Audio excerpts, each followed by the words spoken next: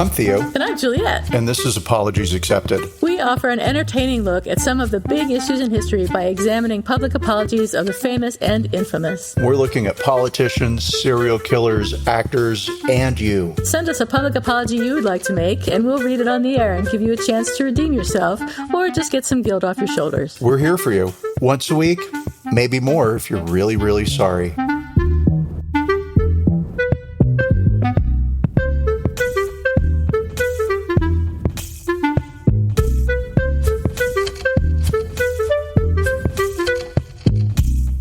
Hi, everybody. This is Apologies Accepted, the podcast. And I'm not Theo. And I'm not Juliet. And I wish I were Theo this week because Theo's been up to many fun and exciting adventures. And tell us about your fun and exciting adventures, Theo. Oh, my fun and exciting adventures have been so fun and exciting. Yeah, so we've bought a house, and the house is going to be a short-term rental. So we're in the process of improving it so that people will enjoy it, which means I have to suffer through not enjoying the beautiful house in the hills with the views. It sounds like you're not enjoying it. I'm not, though, man. The sprinklers. And of course, my joke, which I've beaten to death now, is if it's not broken, it's dirty. And it's just, I'm like, wow, people actually had, not you people, but the realtor actually had the audacity to hold an open house.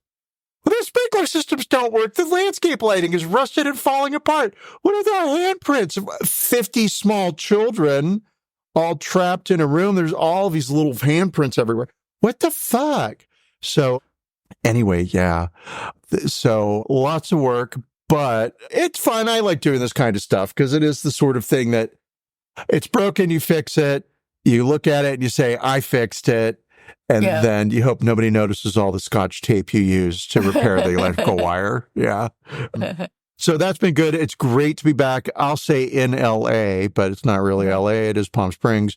But it is great to be back in California. And today, in my mission to continue improving the house, I had to go to the Long Beach flea market, which if anybody ever is in Long Beach on a third Sunday of a month and you like dust and old rickety things, the Long Beach flea market is beyond amazing. It is absolutely so worth traveling to go to. If you like antiques, if you like junk, right? It is a proper flea market. They have amazing, interesting bullshit. So much stuff I wanted. Like, how are the prices?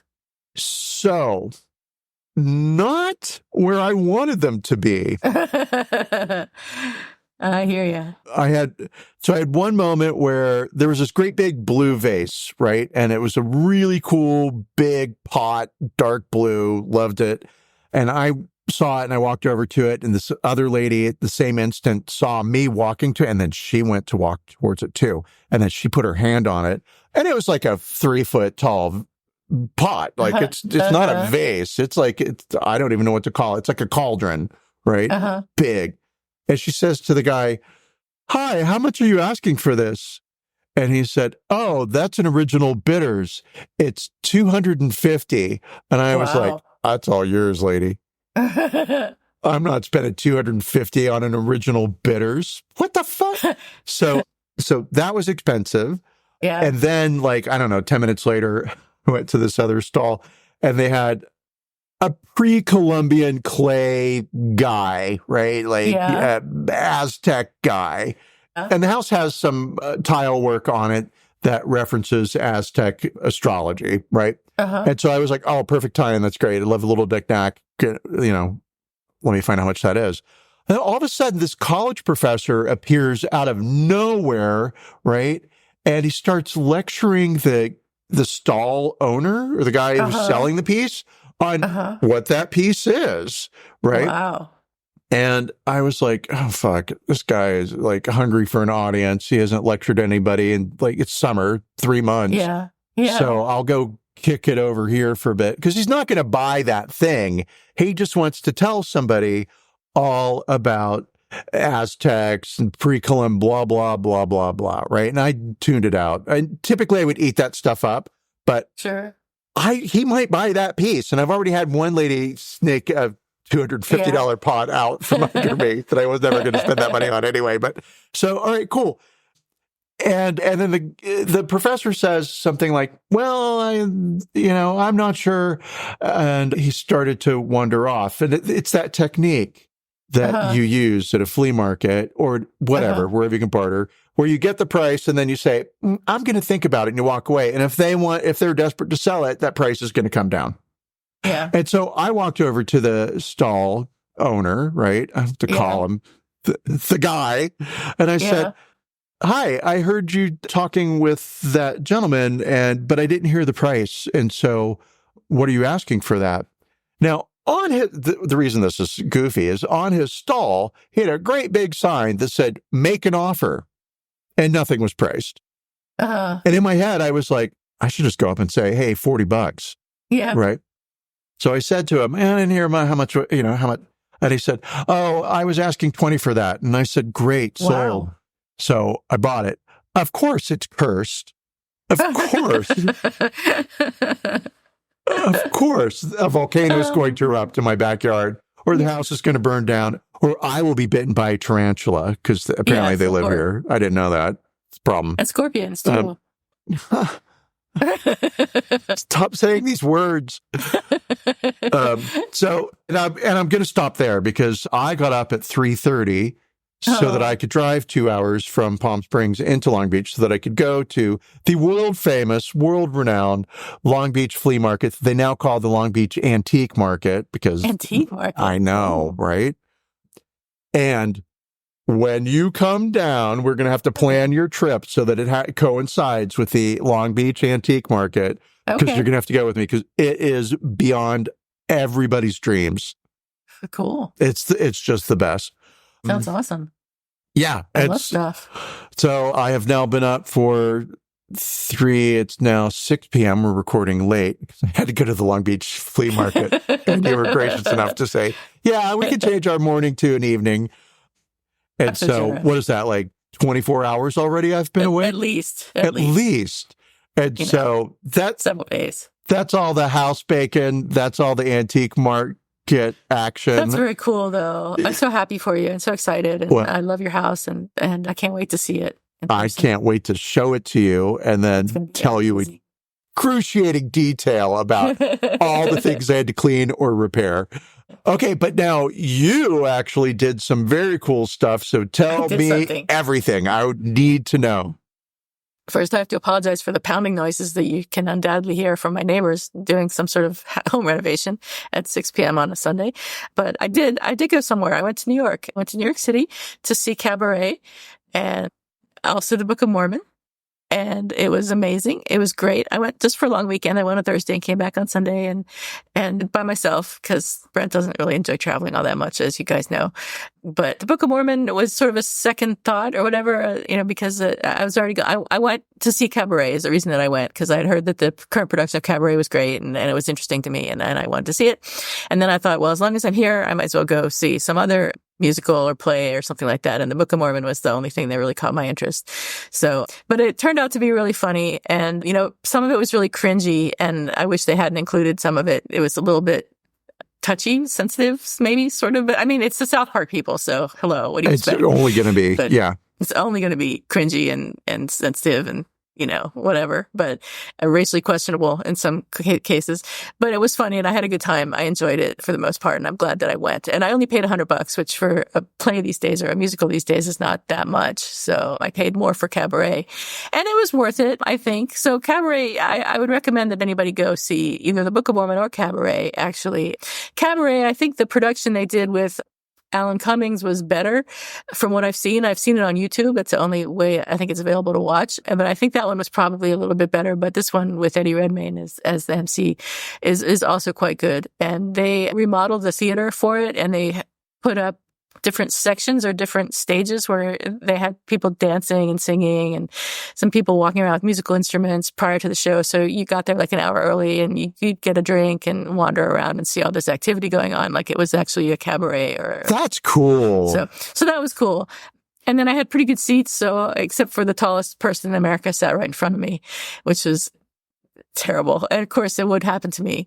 So I had to like crane around to look past her so I could see what was going on the stage. But it was fine. And I enjoyed it. It was good. And while I was in New York, I managed to get some bagels. So I had like 6 bagels while I was there, which was really fun. I love bagels. And of course you can't have bagels anywhere but New York because they're just not the same.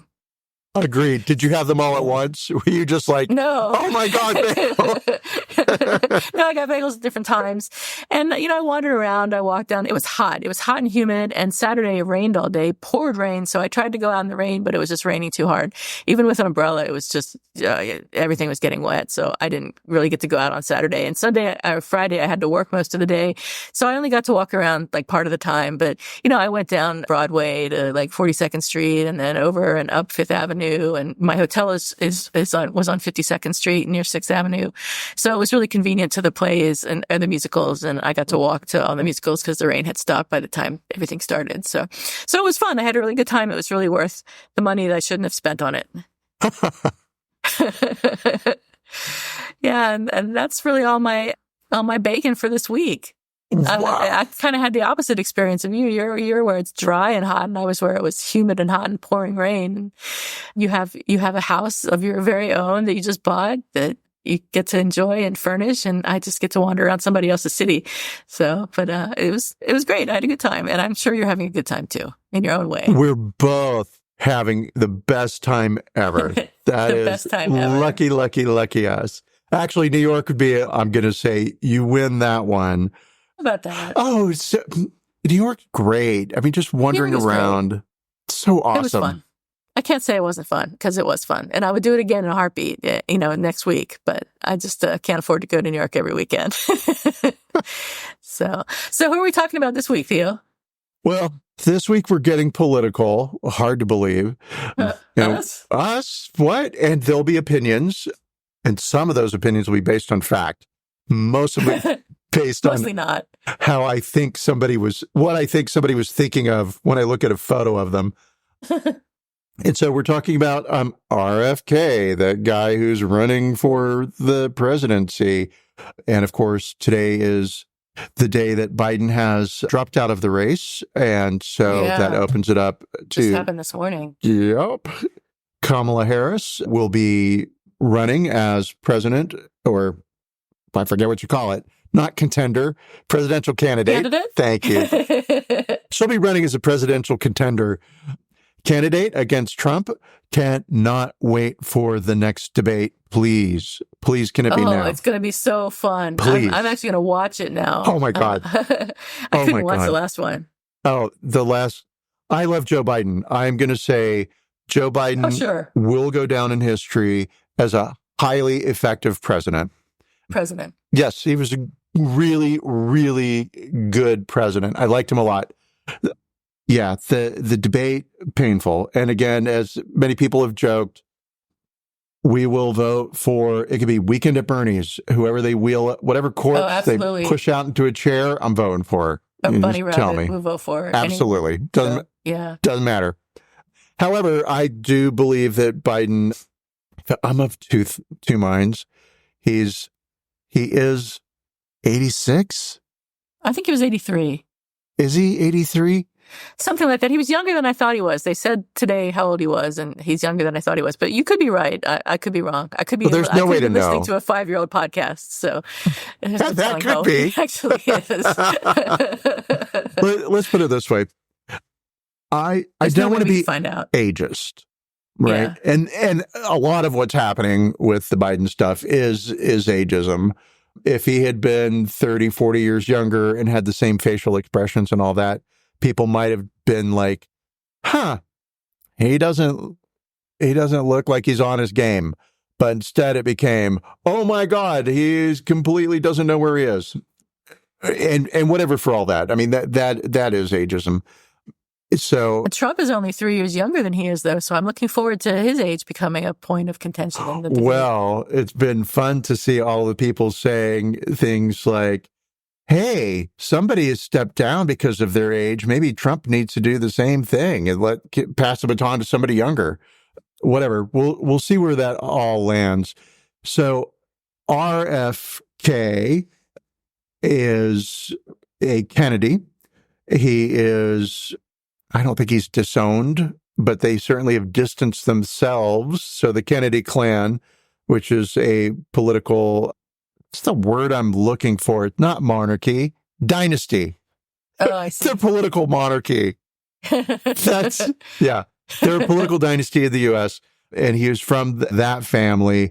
And unfortunately, in my opinion, he is also, he's like your favorite crazy uncle who is a little handsy. Yeah. So he's running as an independent. Oh, it's a lot worse than that. Yeah. Yeah, it's a lot worse than that. Well, I can't wait to find out how bad has Uncle RFK been, Juliet? Well, he's RFK Jr., I have to say, because RFK, his father, was shot dead. Fuck a duck. I'm sorry. You're right. He is a junior. Thank you. Yeah. No. And he is running for president this year, which I keep forgetting. And about 9% of registered voters supposedly support his candidacy, which is a lot of people. That's a big number in a tight race. And I wonder where they're going to go anyway, we'll talk about that later. But so he has been accused of sexual assault by a woman earlier this month via an article in Vanity Fair. The woman was his family's weekend nanny in the late 90s, and she was 23 at the time of the assault. And Kennedy was 45 and married with 5 children, and it wasn't even his first wife. There were several incidents of harassment and at least one of assault.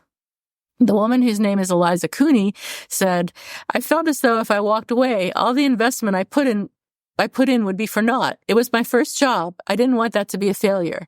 And it was for Bobby Kennedy, who was at the time a prominent environmental lawyer, which was the work I wanted to go into. She ultimately did not pursue that career, and she said that was in part because of her negative experiences with Kennedy. And after the story was published in Vanity Fair, Kennedy told the Breaking Points podcast in response to Cooney's allegations that he was, quote, not a church boy. I have so many skeletons in my closet that if they could all vote, I could run for king of the world. I don't know why he assumes that the skeletons in his closet would vote for him. Or that's really something to brag about. Or that's something to brag about, Yeah. So, someone accused me of assault. I'm not that good a person. So, sure, I could have done that. I'm just crazy. I'm just like that. It's so me. He is a politician, an environmental lawyer, an anti-vaccine activist, and a conspiracy theorist. In other words, he is a mess. He used heroin for 14 years as a young man and was convicted of possession in 1984, after which he was sentenced to 2 years of probation and community service. Can you imagine if he had been black and not a Kennedy? Oh, he'd be in jail to this day. Yeah. That's exactly right. He has been notoriously unfaithful to his girlfriends and wives. In fact, his wife, Mary Richardson, apparently killed herself after reading his 2001 personal journal in which he described sexual encounters with 37 different women in just that 1 year. He has sent nude pictures to friends while married to other women. He picked up a brain worm, which he says has eaten part of his brain. He says he got that from eating food in South Asia. There are pictures of him supposedly eating a dog. More dangerously to society at large, he has suggested that COVID was ethnically targeted to spare Jewish and Chinese people. He has claimed that anti-vaxxers suffer worse oppression than Anne Frank. He claimed that there was a mysterious alternative shooter in the death of his father in 1968. He even interviewed Sirhan in prison and said that he was innocent. And he's also suggested that the CIA was involved in the assassination of his father. I mean, that might be true. That might be true. The CIA, that could very well be true. I mean, they're not choir boys either. There's skeletons in their closet. Absolutely. Since 2005, Kennedy has promoted anti-vaccine misinformation and public health conspiracy theories, including the scientifically disproven claim of a causal link between vaccines and autism. In April 2015, he participated in a speakers forum to promote the film Trace Amounts, which promotes the discredited claim of a link between autism and mercury in vaccinations. At a screening, he called the increased cases of autism, which he calls a, quote, autism epidemic, a holocaust. Kennedy has drawn criticism for fueling vaccine hesitancy amid a social climate that gave rise to the 2019 Samoa measles outbreak, which killed over 70 people, and the 2019 Tonga measles outbreak. He also denies that HIV causes AIDS. I don't know how at this point anybody can deny that HIV causes AIDS. You just got to be willfully stupid or willfully ignorant to say that HIV is not I think cause of stupid is also, yeah, for sure. Yeah. I mean, okay. Ignorant, stupid, yeah. Either one. Believe in your own bullshit. Yeah, that too. Since the onset of the COVID-19 pandemic, he has emerged as a leading proponent of COVID-19 vaccine misinformation in the United States. No surprise there. And the presidential campaign has been noted for receiving sufficient or significant support from Republican donors and Trump allies who believe that he will take the votes of people who would otherwise vote for Joe Biden. And we know now there was a leaked phone call between Trump and RFK, in which Trump tries to get RFK on board with the Trump campaign. So I'm wondering now if they see him as a threat to them. But this was before Kamala Harris was, the word? Approved as the runner, the runner for president. I don't know what the word is that I'm looking for, but yeah. So I don't know. So I don't know whether Trump feels that Kennedy is a threat or not, but there's certainly some conversations going on there between the two camps. Well, and all I could say is anybody that believes a single word that comes out of Donald Trump's mouth deserves the complete pie in the face they're going to get later at the hands of Donald Trump. Yeah. Right? Oh, absolutely. Absolutely. You trust Donald Trump, you got it coming. Yeah, I mean, come on. Hey, RFK Jr., I understand your skeletons want you to be king of the world. I'll make that happen for you, right? Just drop out of the race or come be my ambassador to, name a place. Whatever. Sure. Yeah. Oh, God. It's such a mess. But I'm really happy that Kamala Harris is the new nominee or whatever. I would have been fine if Biden had, like you said, I would have been fine if a pile of rocks had been the nominee for pile of rocks. I would have still voted for that pile of rocks happily. The best pile of rocks to ever run for president. Yeah, absolutely. But I think Kamala will be great. I think she'd make a good president, and I can totally get behind her. I'm curious to see who. And I'm going to say she's got the energy that's needed. Yeah. And so that neither Trump or Biden had. We need a new day dawning in America. And remember when Obama was elected the first time and how that just felt so overwhelmingly positive, wonderful, and like, wow, the country has really changed. And that's amazing, right? Today, while I was at the Long Beach, have I told you about the Long Beach flea market? Today, when I was at the Long Beach flea market, I'm walking around, I'm looking at shit. I'd been there for like 4 hours already, right? Uh-huh. And I saw Donald Trump's face hanging on oh my God. Like a flag on a banner. And I was like, oh God, all right, what's up with this? And it's Donald Trump, and he's got his hands up in front of his face, and he's shooting two birds. He's giving the finger. He's everybody. He's doing the fuck you finger. I don't know what to call it, right? Yeah. With both hands. And it says over his face, you missed. And then my God. 2024, Trump, right? And so I was like, all right, I'm sure that's a pro-Trump thing, but I could kind of see where maybe it's sort of like, nah, but no, it's going to be a pro-Trump thing. And as I'm standing there saying, like, how offended am I? Am I offended? Blah, blah. It wasn't even how offended am I? It was just more like, are they MAGA? What's going on? This woman came up and took a photo of the flag and walked away. Mm-hmm. And I had a sinking feeling in my stomach. And it was like, oh, fuck. He's going to win. He's going to win. But that was before Kamala Harris was running. I see. And I now have a different feeling. And I feel like she's got again, we'll just go back to hope. That's the big card she gets to play. Yeah, and I hope that she's got some good PR people who can work quickly. And that's the critical thing, because they don't have like 6 weeks to develop. I mean, they don't have 6 months to develop a plan and, start doing PR around her campaign, because there's only like 3 or 4 months left till the election. So they've got to move quickly. And I think she will be able to get the message out as long as they have a coherent message. Yep. And I'm going to say I've seen a couple of, they purport to be from the Harris campaign. I don't know that they are, but there were a couple of things floating around on what was formerly Twitter, which I'm going to say are great. It's stuff where she says, I used to prosecute felons. Trump is a convicted felon. I went after the banks. Trump is owned by the banks. Wow. I went after sexual predators and put them in jail. Trump is a sexual predator. And in this video, it uses images of Trump with Jeffrey Epstein. Oh, good. Right? And it's like, that's great. That's great. Perfect. And so I think she's got a great team already assembled. I hope so. I really hope so. If not, hi, Canada. I've always loved you.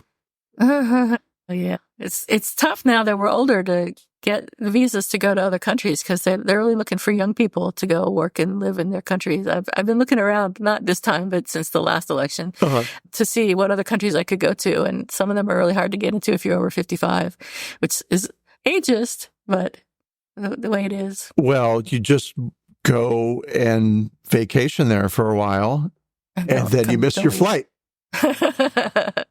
I'm sure they're not used to that. There's no way they could possibly. I mean, how would they ever find you? How would they ever find you? So after the story appeared in Vanity Fair about the sexual assault, Kennedy twice called Eliza Cooney's cell phone on July 3rd and sent her a text the same day asking that she call him. She either ignored him or didn't get the messages or whatever, but she didn't call back. And shortly after midnight, he sent another text message with an apology, according to screenshots from her phone. In an interview with the Post, Cooney, who's 48 now, did not seem to believe that Kennedy would not remember the incident and said she believed his efforts to contact her were meant as damage control rather than a genuine expression of remorse. She said of his message, "It was disingenuous and arrogant. I'm not sure how somebody has a true apology for something that they don't admit to recalling. I did not get a sense of remorse." And that's my information for today's podcast. I'm going to say that I understand that RFK Jr. has a troubled past and that he was a substance user. He has the sketchiest of pasts. Yeah. And so on one hand, tough. I'm sorry for you. That's a tough life to have had. Given all of your privilege, addiction is a horrible thing to have to deal with, right? But on the other hand, you own your actions and what you do, whether you're sober or fucked up. Yeah. And so no pass on that. And then in particular, I think it's egregious that you go after the nanny, Right. Somebody who's working for your family, right? Somebody who's very Depends involved on your family. in the, well, they become a part of the intimacy of your family, right? And so what a horrible situation and of course that does happen because there was also Ethan Hawke had an affair with the nanny when he was married to Uma Thurman. Right. Yeah. And I don't know that he married that nanny. And so anyway, bad form. Don't with, I don't want to say with people whose livelihoods depend upon your family and they're caring for your family. Right. To quote my grandmother, don't fuck the help. Right. No, I'm totally kidding. She said, fuck them all you want. All right. God, that's a joke that went nowhere fast. Of course you don't fuck the help. No. Yeah. Good. So let's talk about the apology. Yes. Unless you have some other information that you'd like to impart. Well, some wisdom. Not wisdom. It feels like, again, it's just such a bad moment for this guy and worse for the nanny, whose first name again was Eliza? Eliza, yeah. Yes. And so I went to the internet and I found a quick article in the New York Times from 1973. Some guy wrote a book about the history of nannies. And there were 2 paragraphs in it that really grabbed my attention. And so I thought, well, all right, this This is what I have to contribute. Mm-hmm.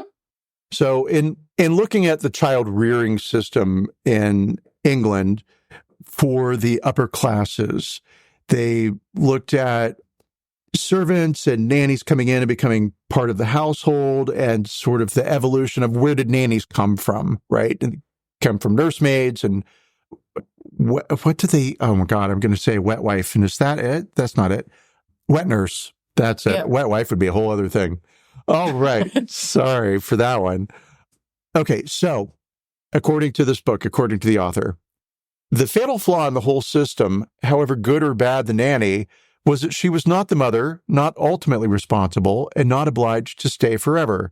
If a child was markedly unprepossessing, that's just not an awesome kid, or had nasty traits, not amenable to discipline, she could simply leave and get herself a more appealing child. That's great. Even a devoted nanny who had no thought of leaving might suddenly be fired by a jealous mother. Yeah. A child bereaved of his mother's substitute became in effect an orphan, but without the consideration due to orphans, since orphan status is dependent upon the absence of a mother, and he has his real mother. Although that real mother is a distant, idealized lady, she was still available to him for an hour or so each day at tea time. In several fascinating sexual detours, the author addresses himself to certain peculiarities of English sexual orientation that he believes may have been nanny-induced. Huh. Get ready. Interesting. There was, for example, the remarkable Victorian upper-class attitude to wives and mothers, which held as one of its basic tenets that they were beings naturally devoid of sexual appetite. If one wanted that sort of thing, one paid a working-class girl for it. A little Victorian boy might admire a remote and elegant mother, but it was Nanny who looked after him in those earthly, animal, often for a child, overtly sexual areas. Nannies wiped bottoms and washed penises. Nannies fed. Nannies wiped up sick. Nannies gave baths and tucked in bed. It was Nanny's arms that went around the little boys. Nanny's breasts and lips they felt. Nanny they smelt. Wow. My. And so those two paragraphs were just beyond gold. And so there, I guess perhaps for RFK Jr., maybe I'm assuming he also was raised by a nanny and just felt like, it's a nanny. Great. You're here for me and my needs. And my needs have changed since I was a little boy. And now, here are my needs. Take care of them. Wow. You could be right. He probably was raised by a nanny. There's no way to know. There's no way to know. No. So, okay. So we can talk about the apology now. Let's talk about this apology. The apology says, this is the text message that he sent to Cooney, Eliza Cooney at 12:33 a.m. on July 4th, 2 days after her accusations became public. He said, I have no memory of this incident, but I apologize sincerely for anything I ever did that made you feel uncomfortable, or anything I did or said that offended you or hurt your feelings. I never intended you any harm. If I hurt you, it was inadvertent. I feel badly for doing so. If you feel comfortable, I'd like to tell you this by phone, and preferably face-to-face. I recognize that this might not be possible. I have no agenda for sending this text other than making the most sincere and earnest amends. The Washington Post called him for a comment, and he declined to comment, saying the text message speaks for itself. So, okay, let's look at the apology. Was there an expression of regret? No. Was there an explanation of what went wrong? No. Was there acknowledgement of responsibility? No. Was there a declaration of repentance? Not really. I mean, he said, if I did anything or anything I did that made you feel uncomfortable, I'm sorry. Was there an offer of repair? No. Was there a request for forgiveness? No, he didn't even ask her to forgive him. He just wanted a phone call or a meeting face to face, which who the hell would want to do that? Nobody. It's crazy. So actually, this is one of the worst apologies I think we've seen, which is surprising because we've seen some really bad apologies. And I actually give it a 0 out of 10, and I do not accept this apology. I would not accept this apology And I would definitely give it a 0. It's not that it goes lower. I was kind of like, maybe a 0.5. But what's going to happen is, and this will not play well with voters, Trump is a convicted sexual offender, but he's never apologized for it. And so those people out there who like him are like, yeah, the man wouldn't apologize for it. That's a natural thing, right? So, Kennedy, you've lost those people. Yes, which is good. Yeah, which is good. Well, they weren't going to vote for him anyway. Yeah. So, all right, Kennedy, RFK Jr., we don't like you. We don't like your apology. We don't like the things you do. We don't like get fucking vaccinated. And get vaccinated, for God's sake. It would get rid of that brain worm. It would have prevented the brain worm. The brain worm. Man. If only that brain worm had hit some different areas. All right. Do you have an apology expected or who's sorry now this week? I should. I definitely should have one, shouldn't I? I don't expect you to because you've been so busy. Let us say that I did trip over something and I don't remember what it is now. So, no, I have nothing. All right. Well, I have one. All right, great. Because I'm perfect and I have everything. You do your homework. An anesthesiologist in the Portland, Oregon area has potentially infected 2,400 patients by failing to follow proper infection control practices. The actions of this anesthesiologist put patients at low risk of being exposed to various bloodborne diseases, including HIV and hepatitis B and C. The patients are being contacted and encouraged to get a blood test to screen for disease at no cost to them.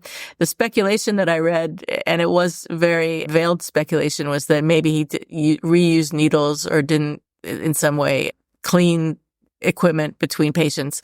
So that sucks. And he should definitely apologize. He is not able to practice any longer in Oregon, which is appropriate, but he should definitely apologize. Or he or she, I don't even know, but I think it's a he, should definitely apologize. I mean, definitely. And I'm just going to say, as somebody who did some of the prereqs to get into nursing school, right? Even before you get into the basic classes, right? They hammer in sterilization, cleanliness, right? I mean, that's what I don't know how you get through medical school and then you're like, well, fuck it. This needle's right here and it's fine. Yeah. And 2,400 patients. I mean, that's like deliberate. That's not just laziness. That's like deliberate. It seems anyway. So yeah. Maybe. We're going to follow up on this story and we'll let everybody know. Followed up on every other thing we have ever done. We'll get right back to you on this one. So that's it for this week, I think. Thank you, everybody, for joining us. And we will see you probably next week, although you never can tell. Definitely.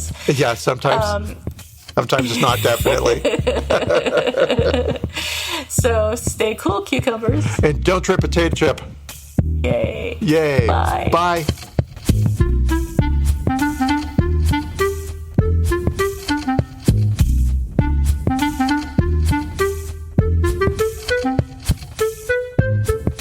Thank you for listening to Apologies Accepted, the podcast. You can find links to the articles and the sources in the show notes. To submit an apology or find out more, visit us at apologiesaccepted.net, where you can also find our merchandise. We're on Twitter at Apologies Accepted. And on Instagram at apologies.accepted. You can support our important work at Patreon.com/Apologies Accepted. And fuck Facebook.